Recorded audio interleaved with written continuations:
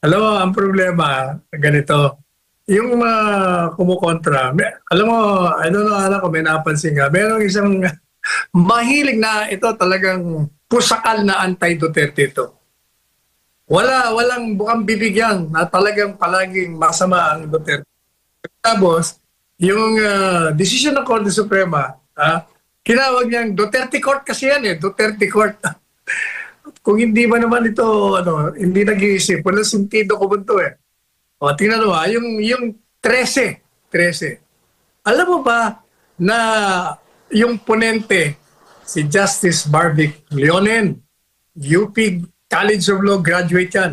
Hindi lang College of Law graduate, naging dekano din ng College of Law yan. Madalit sabi, mautak. Pero sino ba nag-appoint yan? Pinoy yan, si Pinoy. Sino ba si Pinoy? Dilaw. In-appoint niya yung kakampi niya, siguro sa kanyang pananaw. Pagpalagay na natin, hindi Duterte yun. Itong si Justice Raul Villanueva, sino ba ito? Ito yung bagong appointee ni Presidente Marcos Jr. Paano mo sasabihin Duterte Court? Di sana kumontra na yan.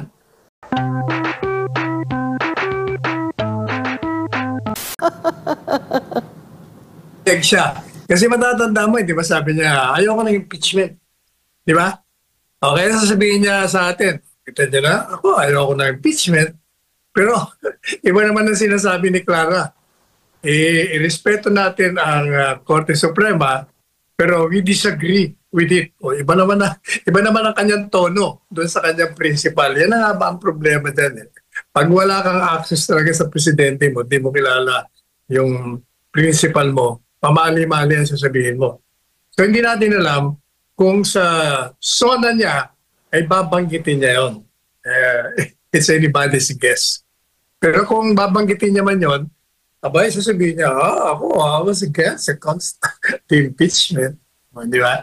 Bida siya. If you disagree with the Supreme Court in respectful language, then you are exercising your right to express yourself. That is covered by the freedom of speech provision of the Constitution and of the press. Kaya malabo yung mga contempt. Puro kayabangan lang yun. Kaya ng isang nagpagsalita ng isang partido dyan. Hindi po pwede yung magsalita ka lang kinontra mo ko-contempt ko na. Pero siguro, himayin natin yung pagkontra. Ano bang kinokontra ng mga ito?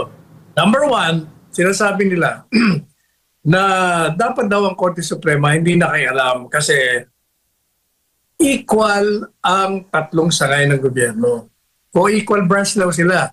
Kaya dapat hindi pakialaman ng isang sangay. Yung ginagawa, mali po sila doon, gaya ng binasa mo kanina.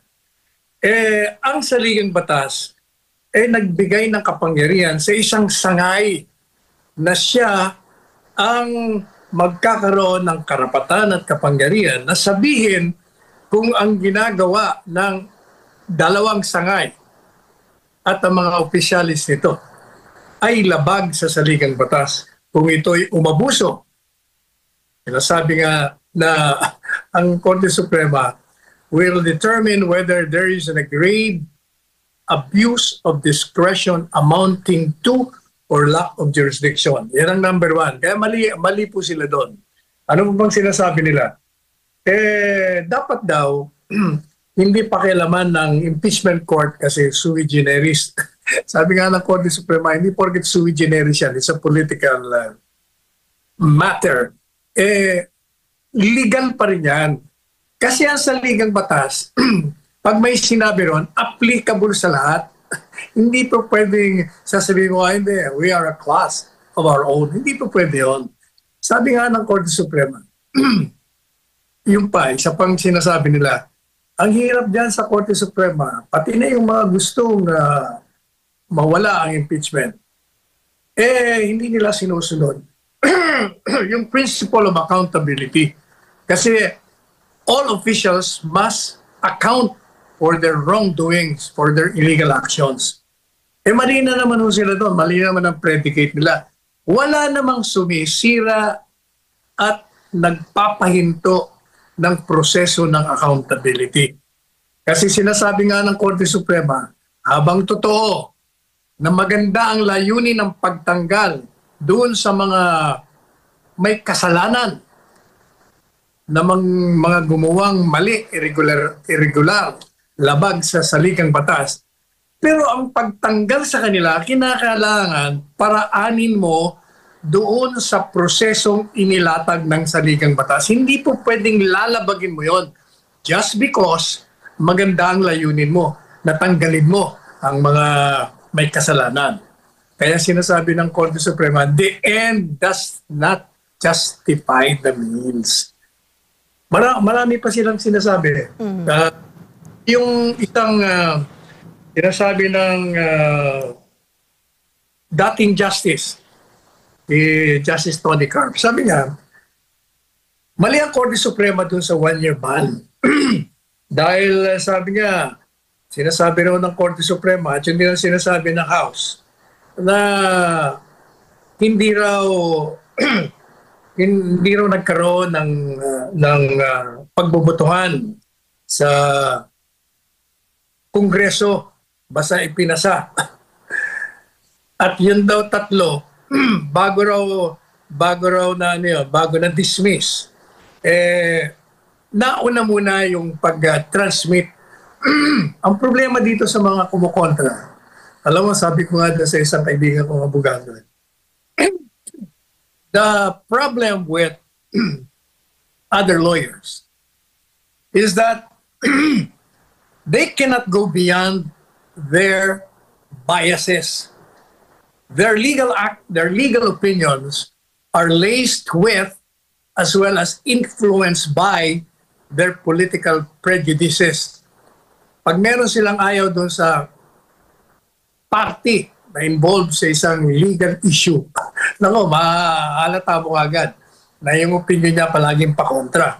Yan ang problema. Kailangan, alam po ninyo, palagi nating, gaya lang sinasabi ko sa mga estudyante ko nung ako'y nag-aaral, nagtuturo pa, kung anong natutuhan nyo rito sa classroom. Kahit saan kayo makarating, pag sinabi ng Supreme Court at sinabi ng pursuant to the constitutional command na kung ano ang batas, ipatupad nyo. Hindi po pwedeng babaguhin nyo dahil lamang kakampi nyo o kalaban ninyo yung nasa nag-aaway na kailangang ma-resolve bilang isang abogado. Hindi po pwede yun eh. Kailangan talagang kung ano yung batas, sundin nyo. Isa pa, nakakalimutan itong mga abogado, pati na yung mga justices. Naupo naman sila ron. At bilang mga law students, pinukpok na kami. Ang sabi ng mga professors namin sa UP College of Law, palagay ko sa lahat ng College of Law, sinasabi ng mga professors doon, what the law is what the Supreme Court says it is. Kung ano ang batas, yun ang batas kung ano ang sinabi ng Korte Suprema. Whether the Supreme Court is right or wrong, tama man o mali. Kasi sila nga ang binigyan ng kapangyarihan, ba't ba ang kukulit nyo? Sundin nyo.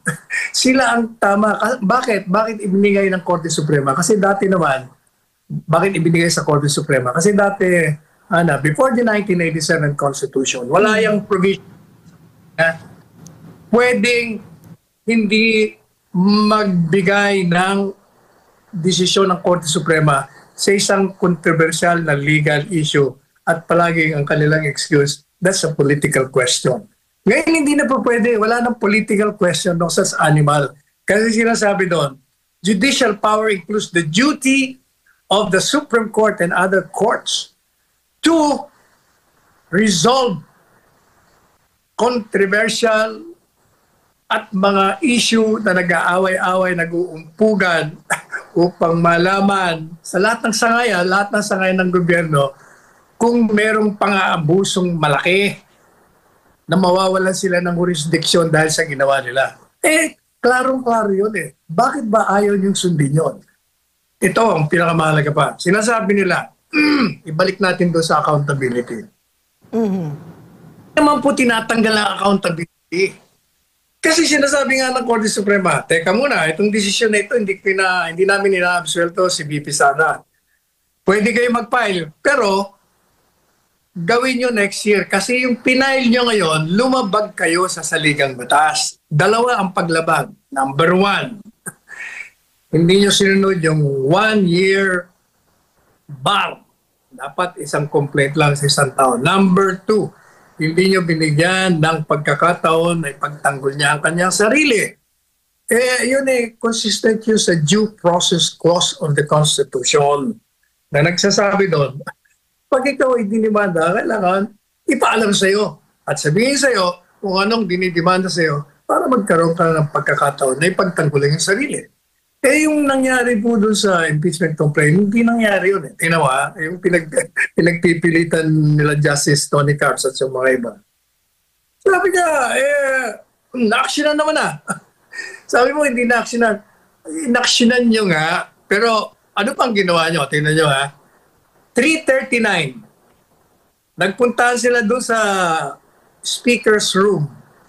Pinatawag sila ng speaker. Pagkatapos, nagdesisyon sila, ito na lang fourth complaint. Inaprubahan nila, mga 5:29 something. 2 oras lang. 2 oras lang. Pero sinasabi ng Korte Suprema, kailangan 2 modes yan ng pag-initiate ng complaint. Number one, kailangan, kung may mag-ahain dyan, ng isang mamamayan, kailangan merong endorsement ng isang kongresista. O pwede rin naman kongresista mismo. That's the first mode. Pero doon sa mode na yon, kinakailangan, sundin mo yung sinasabi ng saligang batas. Ano sinasabi ng saligang batas? Pag may nag-file ng complaint, yung Secretary General, i-repair mo kaagad yan sa speaker. Para yung speaker naman, i-repair sa Committee on Justice. Hindi yun nangyari yun Hindi nangyari. Bakit? Kasi inupuan nila. Ano sabi ng Korte Suprema na inupuan nila? Yung pag-uupo nyo, malisyoso yun. Sinadya nyo. Kaya effectively, nung ginawa nyo yan, inaksyonan nyo na. O kaya nung inaksyonan nyo, ayun, nagkaroon na ngayon ng 1-year ban. Mula sa pag-dismiss ninyo, effectively dismiss yun, nagkaroon ng 1-year ban. Isa pa, itong nakakalimutan din kahit na ipagpalagay nyo na hindi lumabag sa 1-year bar, dalawa ang grounds for declaring it unconstitutional. Yung second, mabigat. Ano yung second? Hindi niya binigyan ng pagkakataon ang Vice Presidente na sarili. Walang-wala. Kaya sabi ng Korte Suprema, hindi po pwede yan. Alam mo, sabi niya, ang isang impeachment, while it is political, ang lahat ng galaw doon sa proseso niyon, should be within the framework of the rule of law or rule of just law or due process. Hindi pa pwede yung i-railroad mo.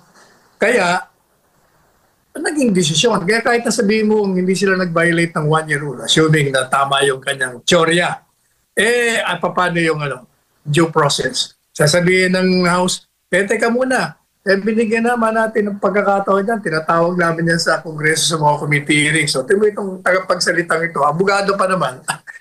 Yung sinasabi mo sa committee hearings yun, hindi sa impeachment. Impeachment process ang pinag-uusapan dito. Yan ang problema sa mga ito sundin nyo na lang kasi. Mag-file kayo ng motion for reconsideration, pero sa tingin natin, malabo na yan. Dahil unanimous unanimous. Sobrang-sobra. Walang kumontra, walang dissent. At yung kung babasahin mo yung desisyon, gaya ng ating description, it's clear and succinct. Wala ka talagang lahat kinover niya. Wala kang masasabi.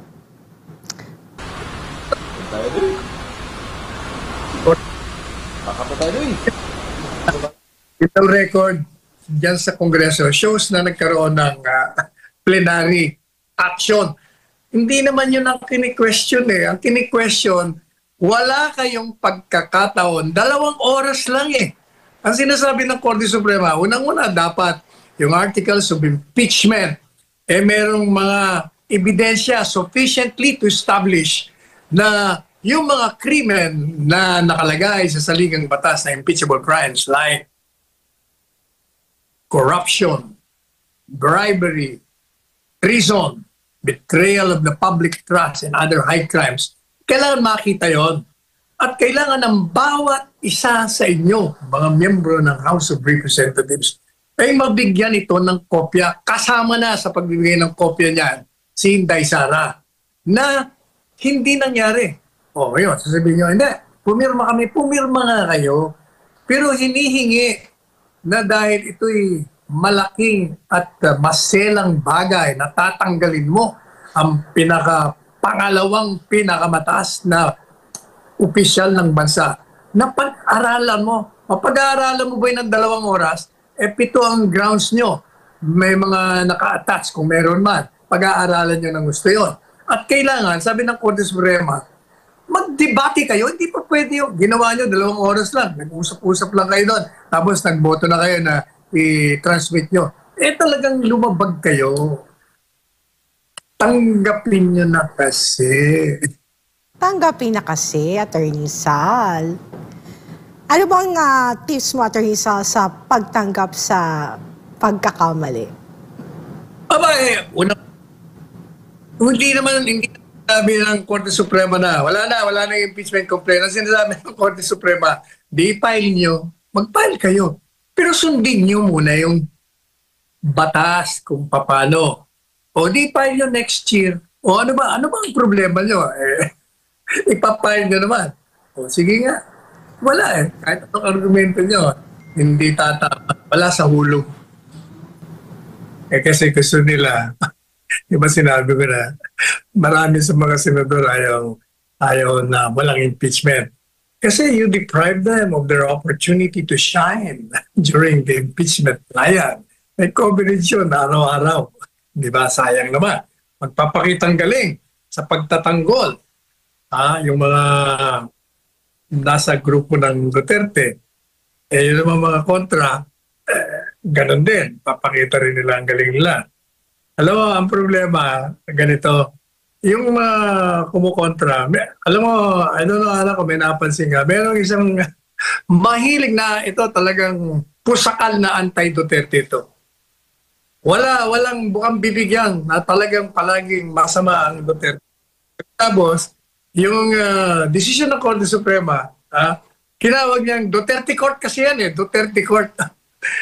Kung hindi ba naman ito, hindi nag-iisip, walang sentido ko bunto eh.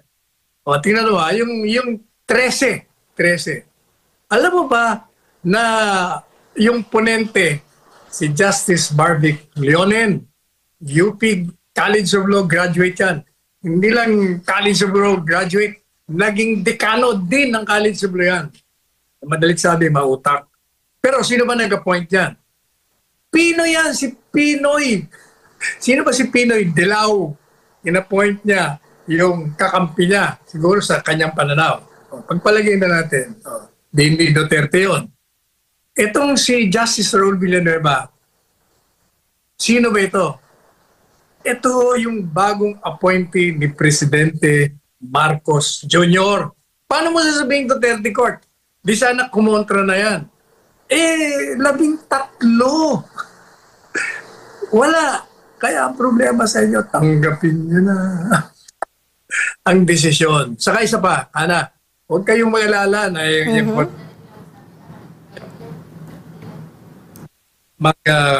tutuloy nila. Most likely, siguro, magkukonvene ng impeachment court. At sigurado, may isa sa 5. Sasabihin niya, tuloy natin yan. Pero talo yun sa butuan. Maniwala kayo, talo yan. 11, talo kayo. Kaya tumahimik na lang kayo. Tanggapin nyo na. Yung president, bakit naman hindi? Pero huwag nyo nang paigtingin ang paghahati-hati ng ating mga kababayan. Pakinggan nyo ang tinig ng Iglesia ni Cristo. That reminds me, di ba 111th anniversary ng INC kahapon. O maligayang pandiriwang, 11. Alam mo gusto ko sa INC, yung tinig nila na magkaisa tayo, maging mapayapa tayo. Yun ang pakinggan nyo na lang kasi, ang INC, at medyo titino. Kakaroon tayo ng kapayapaan dito. Pati yung sinasabi ni Pastor Kibuloy, ano sinasabi ni Pastor? Kung ano ang batasan ninyo para hindi tayo magkamali. At saka, ang gawin nyo, bilang mga mamamayan, mahalin nyo ang inyong bayan. Higit sa inyong sarili. Pag kayo ay halal ng bayan, gawin nyo kung ano ang itinatakda na tungkulin ninyo. Hindi yung ang ginagawa ninyo. Lahat ng pagkakataon na magkamal kayo ng material na kayamanan, ginagawa nyo. Kung makikinig lang po tayo dito sa mga taong tumahak ng landas ng spiritual, siguro titino ang mga halal bayan natin sa ating bansa. Marinig o gusto mong talakayin niya sa kanyang sona? Gusto ko, aminin niya na maraming pagkakamali ang administrasyon at gagawin niya ang lahat upang baguhin ang mga pagkakamali. Halimbawa, ang pagkakamali nila doon sa pagka-aresto at pagpapatapong kay Presidente Duterte, ibalik niya. Yun lang. That will trigger an overwhelming applause from the nation. Pangalawa, aminin niya na yung mga kaalyado niya dyan sa Kongreso ay hindi niya na-control. Hindi niya na-control, masyadong nagpakasasa sila at gagawin niya bilang presidente. Oops! Tapos na yan, mga maliligayang araw nyo. Kailangan sumunod na tayo sa kagustuhan ng taong bayan. Pangatlo, sasabihin niya, mali ako, subalit meron pa akong 3 taon upang baguhin ang aking pagkakamali. Kaya mula ngayon, kayo ay humanda. At iba na ang presidente niyo ngayon. Yan ang gusto ko marinig. Ang naramdaman ko, more floods. Sabi niya, new normal na ho yan kasi dahil sa climate change, kaya ba tayong baha. So yun ang new normal niya. Kaya ba, Attorney Sal, is that an acceptable reasoning? It's a new normal? Hindi. Ang talagang cost ng baha, merong ano yun. Kasi nadagdagan yung lakas ng ulan, dami ng bagyo. At meron naman talagang flood control projects. Wala rin problema doon kahit na kulang. Kaya ang problema nga, yung mga flood control projects na sinasabi, hindi umaandar. Ba't hindi umaandar? Kasi nababarahan ng mga basura. Kaya hindi dumadalo yung tubig. Hindi nag-overflow. Kaya may baha. Kaya nakita ko, ang galing talaga niya magbasa ng speech. Ang masasabi, ang tingnan nyo yung pinaka-root cause. Ano ba root cause ng klase ng edukasyon natin? Pag-aralin nyo lahat ng mga Pilipino formal. Kasi kahit anong gawin nyo, kung minority lamang ang nakapag-aral, wala. Ganun pa rin tayo. Unang-unan, that's number 1. Pag-aralin nyo ang lahat ng Pilipinong libre. Libre libre. Kaya-kaya. Ninanakaw lang ang pera natin. Number, i-upgrade nyo yung quality ng mga nagtuturo. Pangatlo, mag-build kayo ng maraming school buildings. Kasi pag pinaaral mo lahat ng mga Pilipino, wala. Ngayon lang kulang na kulang. Kunti na nga nag-aaral Yun, madalit sabi, bigyan mo ng pondo ang edukasyon sa ligang batas natin. Palagay doon, yun ang priority budget, bibigyan mo. Pero hindi naman nangyayari yun. Yan ang unang gawin. Alam mo, nung yung screen na pinalabas mo na nagsasalita siya, talagang ang galing niya magbasa. Tapos nag-flashback sa akin, yung kanyang tatay, lahat ng sona niya, pati yung speech niya sa Kongreso, hindi nagbabasa. Spontaneous. Yun ang kaibahan ng mag-ama. Talagang magaling yung tatay. Pero itong anak ko lang, hindi nagbana. Pangalawa, yung tungkol sa Pogo, Gaya po ng sinabi ko, unang-una, kailangan malaman ng taong bayan kasi sinisisi nila si Presidente Duterte rito. Yan ng Pogo, yan ay nagsimula sa panahon ni Pinoy, hindi kay Duterte. Ang ginawa nga ni Presidente Duterte, niregulate niya nga niregulate para hindi magkaroon ng masamang konsekwensya. Kaya lang, alam niyo naman, ang Pilipino, magaling pa rin mag-violate kahit may regulation. Pero alam po ninyo, ang punot dulo niyan, ginawa nating legal ang gambling sa Pilipinas. Hindi ba? Ang dami na yung legalized gambling. Ayaw natin ng gambling, pero merong mga pagsusugal na nilegalize natin. Oh. So, paano mo namin ayaw mo nito, pero merong mga sugal na pwede. Bakit? Kasi nga maraming kinikita. Kaya ayaw nilang tanggalin. Bakit naman, sa totoo lang, kung talagang creative, malikain ang gobyerno, maraming uri ng pagkuha ng revenues. Sinong kukuha natin ng revenue? Yung mahihirap, wala nga pera yun eh. Yung mga can afford, yung mga higanting korporasyon, yung mga bilyonaryo, yun naman kumita na. Dagdagan na lang natin yung mga buwis noon para hindi na kailangan nating illegalize yung mga masasamang, sabi natin, masama yung gambling, pero nililegalize natin. O paano? O, wala kahit anong gawin mo, ang palaging sasabihin ng mga kabataan, illegal, sabihin nyo, illegal, ayaw ninyo bakit nyo nilegalize yung mga yung pagkor na yan. Lahat yan gambling din yan kahit anong sabihin mo.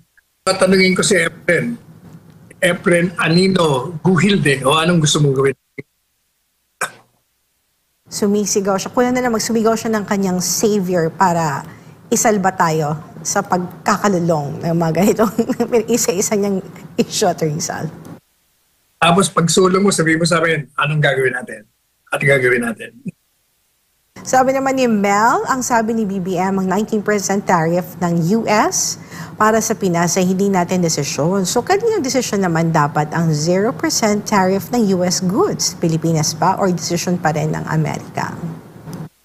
Ikaw ba, Atty. Sal, kung ikaw kasama ni PBBM sa Amerika, papayag ka pa dun sa yung 0% tariff ng US goods? Una-una, hindi ako pupunta raw sa panahon ng baha, sa panahon ng bagyo. That's number one. Pangalawa, pag at ako'y aatin doon bilang Pangulo, ay talagang hindi tayo makakapayag na zero tariff sila pagkatapos tayo. May malaki. Kailangan, quid pro quo, pareho tayo. So, mo ng 19%, kayo rin. 19% din sa inyo. Oo, para pakiramdam ng ilan sa kababayan natin, Atty. Sal, parang hindi masyado naipagtanggol ang interes ng Pilipinas sa naging negotiation na yon. Kasi nga, usapan namin, mga konsiderasyon na dyan ilang pagbibigay mo ng mga base militar dito, hindi ba? At pati na yung pabrika ng paggawa ng mga ammunition binigay natin. Ano bang konsiderasyon mo? Meron yun. Sabi naman ni Mel ulit, sabi niya tama, hindi na normal ang mga kalamidad ngayon dahil mas naging deadlier and disastrous na siya. Pero ang sasabihin lang ng Pangulo na hindi emergency ang bawat kalamidad na darating at tumarating, kundi new normal. Yun ang hindi normal. Is the new normal really normal, Atty. Sal? Yun ang new normal. Ang new normal, ang presidente natin, siya ang new normal. Kasi ang normal, yung previous administration, siya ngayon ang new normal. Parang nagkakaroon ng bagong definition ng new normal, pero ayoko sabihin on air. So, sabi ni Maldita Me, if Pastor just won, yan sana magiging advocacy niya, magiging ecotourism tayo at the same time masusolusyonan ang man-made climate change natin. Wala na ang habit ng government na before manalasa ang bagyo, naglilinis na sila ng mga kanal para may daanan ng tubig at hindi maging cause ng baha. Then nagtrim ng puno para hindi sumabit sa kable. Uy, shoutout dun sa mga LGUs, lalo na sa Davao, na talagang inaalis na yung mga kable, Attorney Sal. Di ba? Kaya sinabi ko kanina, kung susundin lang nila yung mga payo ni Pastor at yung ginagawa niya, maayos tayo. Kan kay Kuya Dod, sabi ni Attorney Sal, Ma'am Hannah, good morning. Tanong ko lang po, pwede bang mag-create ng isang local government ng cooperative at ipautang sa mga tao? Kasi tax lang naman din ang ginagamit na puhunan. Possible ba yan, Attorney Sal? Yung cooperative, pwedeng itayo yan ng mga taong gustong magtayo ng cooperative. Hindi yan kailangan ng FGUs. Sabi naman ni Jenny Babe, yan ang mga binabayad na tax. Sana gamitin sa Pilipinas at hindi sa bulsa ng mga kurakot. Kapag walang kurakot, gaganda ang Pilipinas. Yan ang new normal. At talagang hindi natin makalimutan ang new normal, Attorney Sal. Sabi naman ni Cecil, the Supreme Court's decision with regard to the impeachment case serves as a clear reminder to lawmakers that any action driven by ill intent is bound to crumble. Mali yata yun with regards na yan. Sabi ko na nga ba, mag-react ka eh. Walang esang with regard. Kaya nung binasa ko walang S, Attorney Sal. Di mo narinig. Ay, hindi, pero nababasa ko eh. Yung text kasi may S, yun kasi ang sinend sa bagay. Anyway, sabi naman ni Andrew Galvez, tagumpay ang Pilipinas sa hatol ng Supreme Court sa pagbasura sa impeachment ni VP Sara Duterte. Mabuhay ang Pilipinas. Mabuhay ang rule of just law. Kayo, Barbie. Sabi Alam mo naman yes, Attorney. Yung tatamag, bakit just law? Pag sinabi mo kasing rule of law, merong mga law na hindi maganda. Di ba? Kaya minsan, inapplicable, hindi masama. Kaya sabi ni Justice Bardic, yung ponente, rule of just law. Kailangan yung batas ay just, makatarungan, fair. Yun. With an emphasis na dapat makatarungan, Attorney Sal. Sabi naman ni Suzette Adamson, ano ba naman kasi ang obsession na pagmamadali at tanggalin si VP Sara? Mag-focus na lang kayo sa mga problema na kailangan pagtuunan ng pansin. Hay nako. Gaya na si Ana, doon sa binasa mo kanina, the decision of the Supreme Court abruptly halted the stampede of those obsessed to remove VP Sara at all costs. These are the people who wield and ensconce in power. Yun. Kaya mabuti naman na merong desisyon ng Korte Suprema. Sabi naman ni Mayang Tio, stop this impeachment. It's nonsense. Start working for the people. The impoverished are suffering from the calamities, joblessness, poor healthcare system, etc. The business people are obliged to pay huge taxes, but there is no return coming from the government. Sorry to say this, but it's an honest opinion. Bakit English speaking to mga televiewer mo, Attorney Sal? Ini-English ka. Siguro nahahawa sa'yo. Bakit ako? Kasi ang haba ng article mo na binabasa ko. Akala nila ako yung nag-i-English, ha? English mo yon. Kaya kasi naka-formal barong daw tayong dalawa. Kaya kailangan formal. Sana look tayo, Attorney Sal. Samantala, Attorney Sal, meron pang isang text si Otman Dumado. Sabi niya, narinig niyo ang sinabi ni Attorney Panelo sa mga senador? Kuno na gusto ituloy yung impeachment. Mahirap talaga ang walang alam sa batas. Sa Google na lang nag-research. Uy, grabe naman, Attorney Sal. Ang harsh na comment. Pagtiyatawanan lang ni Attorney Sal. Sabi naman ni Ricky Llanes, plain and simple, Congress screwed up. Now they blame it on the Senate and Supreme Court. That was pretty stupid. The Supreme Court's decision is a victory for the majority of Filipinos. Is what? Screwed? Screwed up? Proving ang language yan. Nagiging masakit. Aha. Sabi namin ni Eileen, Kaabay, Yayan, bawiin mo President BBM yung pagkakamali mo. Kasi may 3 taon ka pa po para maibalik ng taong bayan ang tiwala sa iyo. Ipauwi mo na din si former President Duterte. Yan po sana unang gawin mo. May pagkakataon ka po. Sa tingin mo, Attorney Sal, may babanggitin kaya si Pangulong Bongbong Marcos kaugnay dun sa term natin, kidnapping, pag-kidnap kay President Duterte at nila sa ICC sa The Hague? Talaga, palagay ko, iiwasan niya yan. Hindi niya babanggitin. And gaya ng tinanong ko, hinang ko sa'yo na question, Attorney Sal, ano ang magiging theme song ng SONA 2025? Naisip ka na ba, Attorney Sal? Wala pa kasi masyado ako nagagandahan sa pagbasa niya ng kanyang speech. Okay, assignment mo yan bukas. Tatanungin kita, ano ang theme song after mo mapanood ang kanyang SONA, ang kanyang ika-4 na SONA. Attorney Sal, ano ba ang nais mong iwan na mensahe sa ating mga kababayan na nanonood sa atin worldwide dito sa ating programa? Basahin niyo yung kanyang speech. Sundin niyo yung payo ni Inday Sara. Basahin niyo. Ngayon manood, baka mainis pa kayo. Basahin niyo na lang. Pero ako sa kanya, magaling talaga siya magbasa.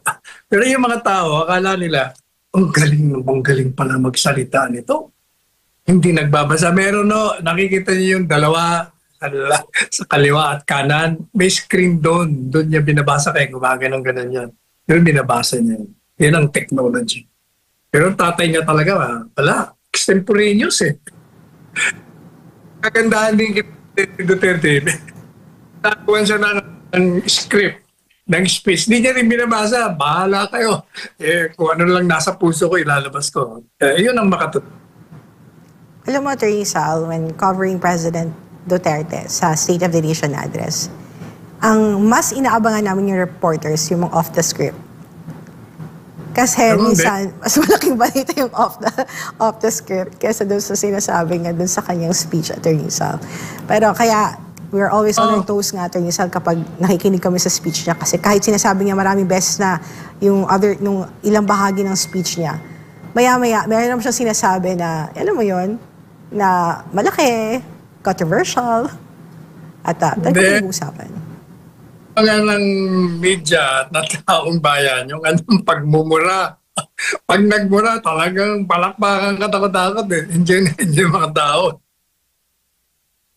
Well, Attorney Sal? Yes, Attorney. Ipaliwanag sa kanila. Gaya ng sinabi ni Presidente Duterte doon sa Senate hearing, doon sa isang senadora. Kasi baka akala nyo, kapag ako nagmumura, dinidisrespeto ko kayo. Hindi, kaya ako nagmumura, pinapakita ko lang yung galit ko sa mga kriminal, sa mga walang hiya, sa mga magnanakaw, sa mga korap. Yun. Hindi ko kayo minumura. Yun ang context.